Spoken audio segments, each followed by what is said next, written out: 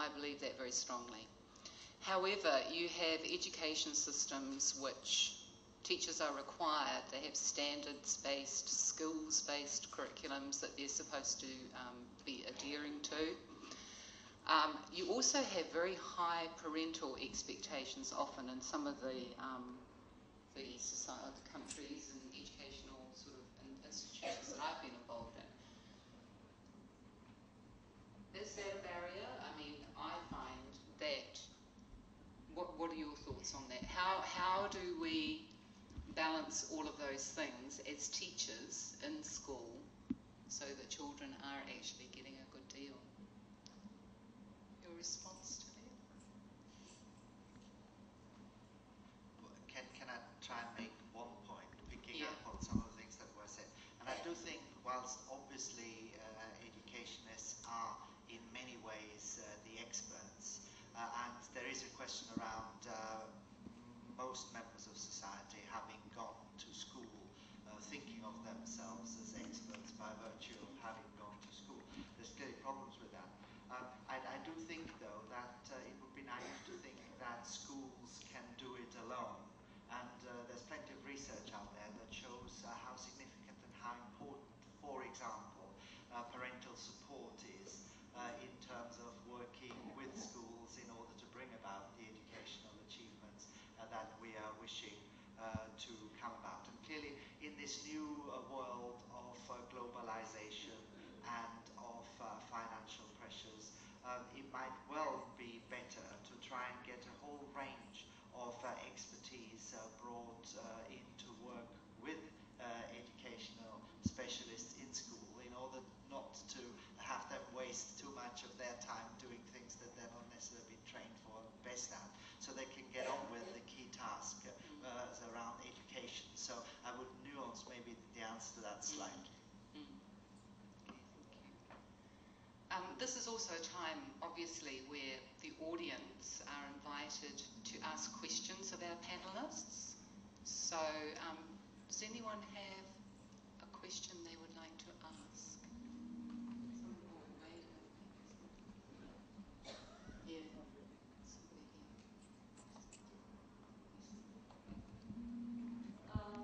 I'm from TNS, Beaconhouse, and I'm teaching the visual arts for the last 2 years over there. I have this query as we are talking the fundamental key concepts of the learning process for diversity. How are we going to ensure that we are actually practicing that? Do we have any set pattern for that?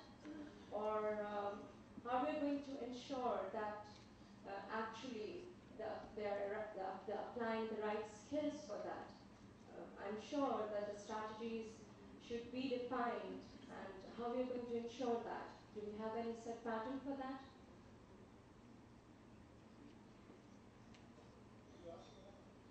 I'm asking all of you. From my side, I can give a reply from my side. I'm not going to give away anything that's going to prevent people from coming from my sessions in the afternoon. It's just that being a teacher, I have this query that maybe I have the skill to apply this strategy. But how we, as a school, we are going to ensure that all the teachers are applying this in the studio environment. So what you're talking about is having the collective understanding in a school of how the teaching and learning will occur. Yes. So I'm interpreting what you're saying. So I'm not talking about diversity. Yes. I mean, I think the important thing is that the philosophy of the school is actually embedded in an understanding that you're not an institution teaching a conformist group of individuals. You're actually teaching very individual human beings that are going to develop very differently. And I think that it's what is very important in schools and school systems and so on is a clear philosophy and moral basis for what you're actually doing, and that is properly discussed.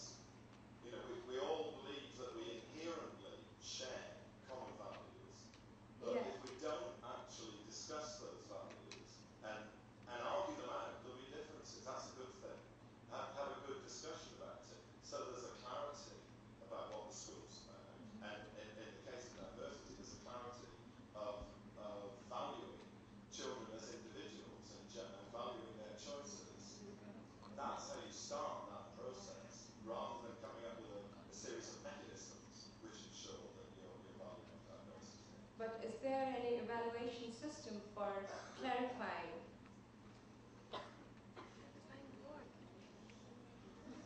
Excuse me, can you please repeat your question? There's an evaluation system for evaluating homogeneity. That this process of learning is actually happening. You can have a system where you are showing more and more people becoming homogeneous, not being more diverse. The present systems of evaluation, standardization, the word used is standardization. Okay. So everything gets standardized, and now we have O levels, and everybody is terminized by O levels. I mean, they should have been kept safely in England, but they are now being perpetrated all over the world. So this is the real problem with this. I mean, you working on TNS are doing an extremely remarkable job. As a matter of fact, I remember TNS coming up with an offspring of 2005, and all the ideas that came up in 2005. And you have to recognize that what you are doing is extremely pioneering work, and there are no role models for you. There's nobody in the established formal network who can tell you what you can do and what you have to do. But one thing that I can tell you is that you have to reduce considerably the amount of teaching that you do in such schools. And you don't reduce the teaching as such, but you reduce the teaching to the students, and you spend more time in preparing so that you give the students the space by which they can utilize all their capacities. So that the more you talk, just like I'm doing right now, the less you can talk. So if I don't do everything, as he was saying, then you're going to get a chance. But if I make a study decision outside the school, much before the school begins, much before the period begins, much before the timing begins, and spend time there, then I would be much benefited, and the students would be much benefited. Because I would have to talk very little, and the students would have the maximum capacity to do what they want. Okay, thank you for that. We really need to move on because I've been told by my very good timekeeper. So, any more questions? Well, actually, I think it's been alluded to already, but something that I picked up from what you said, the matter of context and the fact that classrooms are artificial places. I think Claude has already said that what do you think of systems, and we have those systems in place in which everything that is brought to the classroom has already been packaged thousands of miles away, and where context really recedes as being an important component. I mean, I'd just be interested in knowing what you think of such systems, because we are talking about standardization, right? At a very, very general level, I know there is a lot of critique and criticism out there about standards and the tendency towards standardization.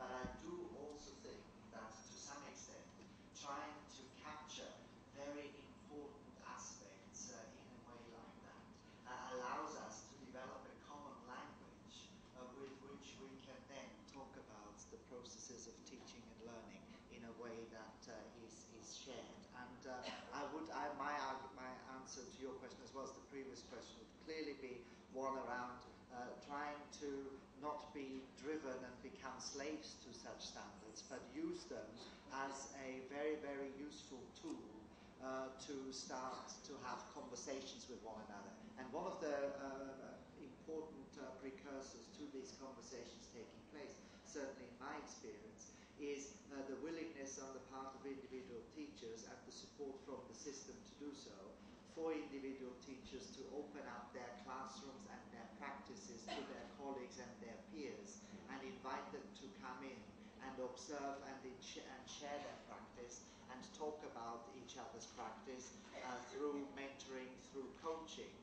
So you develop a shared understanding, which then means you don't have to be desperately looking elsewhere to provide solutions for you, but you can make a very active contribution towards developing these solutions locally for yourselves. Is there another question? I'll very quickly like to ask two questions. One has already been alluded to by Dr. Alvares, where he talked of the O and A level. In our discussion since the morning, we have heard about learning, and we have heard about teaching. But a lot of that is driven by the examination system, by that authority, whether it's global or whether it's within the country. And no one has talked about that since the morning, and I wonder if any of the panelists would like to respond as to how do we include them in the dialogue. My second point is, in Pakistan, as we all know, and since we are all addressing issues in Pakistan's education, we have a very potent madrasa system. I would like to ask the panelists one simple starting point. How do we alter the conceptualization of the madrasa system? Thank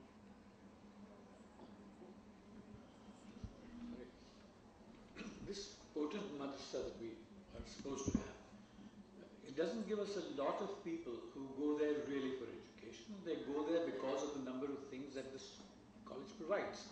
It's education system from England when it came here, when priests came here and set up things, the same thing happened. There was food, there was milk, and all sorts of things. This is not something that schools manage to do. A lot of these kids go up there and get meals all day, they get clothes all day, they get a place to live, they get people taking care of them. This is not something that Beaconhouse or other private schools, etc. can even answer. If you're looking at overall whether Pakistan can answer it, I don't think that Pakistan is going to likely to answer that without the second part of it, which is the extreme religiosity that we've got here, which leads to multiple amounts of apathy. It's tremendous. And that is going to be talked upon in that madrasa as something to put to use and use it badly. Not all of the madrasas are bad. Some of the ones are really bad, some of them are wonderful madrasas for the children. But the point is, if you allow this to happen without trying to take care of the rest of the country's beliefs and the way it's been portrayed. I mean, you look at modern television today, you've got 86 channels in your life. Every one of those channels have got, I forget this 14 or 15 which are purely religious channels. You look at anything, Dawn, Geo, anything. Everyone have got religious programs which are not religious. If they were religious, fine. But they are not religious. I mean, somebody doing, on 5 minutes you can pick up a phone and he'll tell you what your back history was and whether you're going to win at business. Read this dua, you will be all right. He knows it's a fact. I talk to them. I live with them. And they say, we know it's a fact. Nobody believes in it. But people phone them up. People phone them from Canada to ask them. This is what you're doing to a country all over. How can you expect the madrasa to improve in that? The madrasa is not going to change until we all change.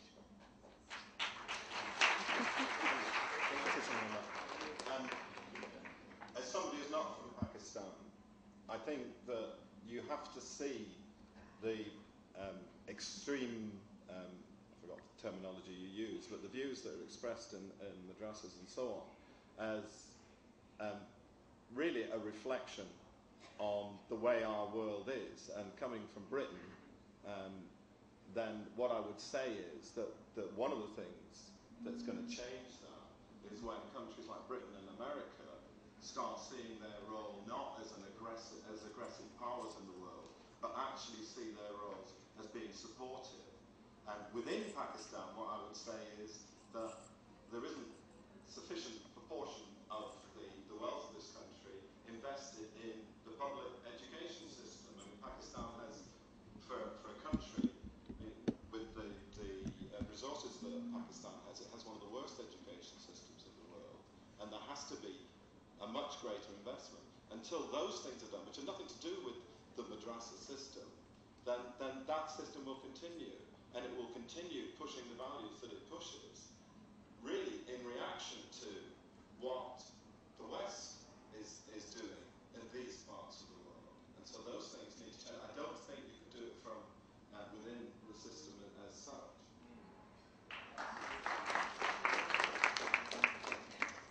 Thank you. I'd like you to join me in thanking our panelists for their time. We have run out of time. And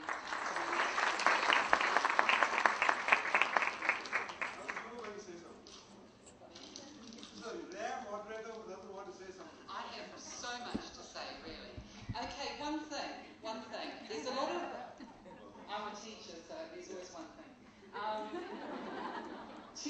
There's a lot of talk at the moment about inquiry learning. I'm actually running a session on that this afternoon. Inquiry-based learning, integrated units of work.